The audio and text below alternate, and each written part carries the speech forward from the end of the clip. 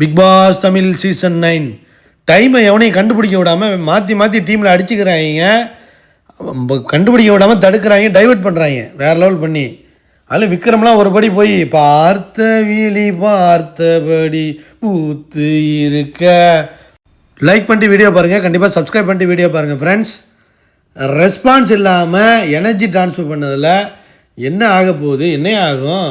ஏன்னா வினோத் வந்து எந்த ரெஸ்பான்ஸ் இல்லாதனால விக்ரம் சொல்கிறான், மனசுக்குள்ளே ஏதோ கவுண்ட் பண்ணுறாரு போல். வினோத்தும் திவ்யா ஏதோ பண்ணுறாங்க, ஏதோ ஒன்று பண்ணுறான்னு எப்ஜே சொல்கிறான்.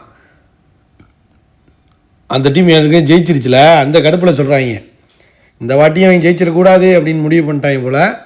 டைம் இந்த வாட்டி எத்தனைன்னு தெரில, அது சொல்லலை, அது நம்ம இதில் தான் பார்க்கணும். கவுண்டியில் இருக்கண்டா, பொறுங்கடா, சும்மா இருங்கடா. அவங்க மட்டும் என்ன சும்மா இருக்காங்க, எல்லோரும் கவுண்ட் பண்ணிட்டு தான் இருக்காங்க. சும்மா ஜாலியாக பேசிக்கிட்டே கவுண்ட் பண்ணுறது.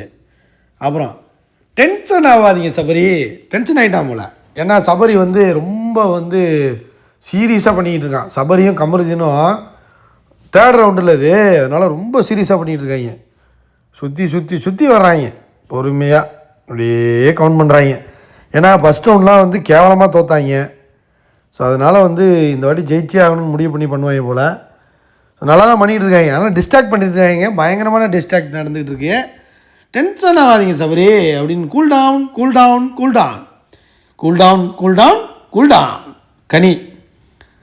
பார்த்தவினி பார்த்தபடி பூத்து இருக்க, கமருதின் விழி பார்த்தபடி பார்வை பார்த்தபடி பூத்து இருக்க அப்படின்னு பாட்டெல்லாம் பாடி டைவெர்ட் பண்ணுறான் விக்ரம் உண்மையிலே செம்மையாக பண்ணுறாங்க. அப்புறம் ஆதிரி அங்கே போய் டைவெர்ட் பண்ணிட்டு இருக்காங்க டீமில். இவன் அப்படியே தூக்கிட்டு வர்றான், பலேக்கா தூக்கி விளையாண்டுட்டு இருக்காங்க, ஆதிரியை வச்சு விளையாண்டுக்கிட்டு இருக்கான், தூக்கி விளையாடுறான். டே என்னடா இப்படி ஃபிசிக்கல் டச்செலாம் ஓவராக பண்ணுறீங்க, அப்படியே பின்னாடியிலேருந்து அப்படியே பிடிச்சி தூக்குறாங்க, வர ஓவராக போகிறாங்க விக்ரம்.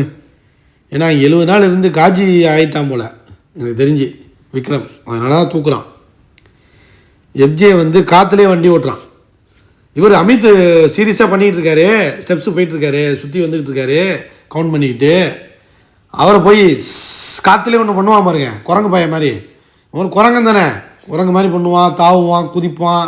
காற்றுல வந்து மூஞ்சில் இதாக ஓட்டிகிட்டு இருக்கான் அமித், மூஞ்சில் டிஸ்ட்ராக்ட் பண்ணுறாராம். அப்புறம் சுபிக்ஷா வந்து வினோத் முடிவு பண்ணிட்டார், டே என்னையடா காலி பண்ண பார்க்குறீங்க. சுபிக்ஷா போய் சோனா பரியா அப்படின்னு பாட்டெல்லாம் பாடி வெறுப்பேற்றுறாரு. எப்ஜே போய் கத்துறாரு. உடனே அவனுக்கு இருக்க மாதிரி கத்துறான். லைக் பண்ணிட்டு வீடியோ பாருங்கள், கண்டிப்பாக சப்ஸ்கிரைப் பண்ணிட்டு வீடியோ பாருங்கள் ஃப்ரெண்ட்ஸ், கமெண்ட் பண்ணுங்கள்.